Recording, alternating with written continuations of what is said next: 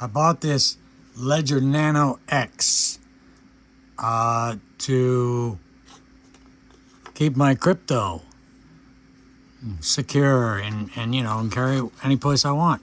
So here's a little get started book that they gave me. You know, it shows you the basic operations. Everything else is in many different languages, which is kind of nice, but not for me, as I speak English.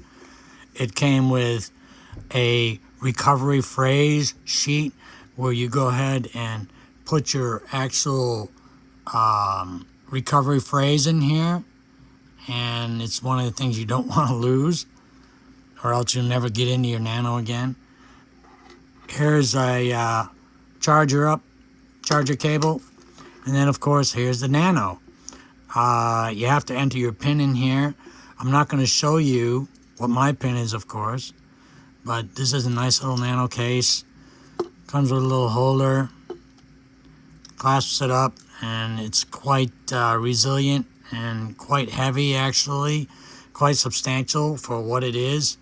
I like it a lot. I've used it, and I have all my important crypto on there.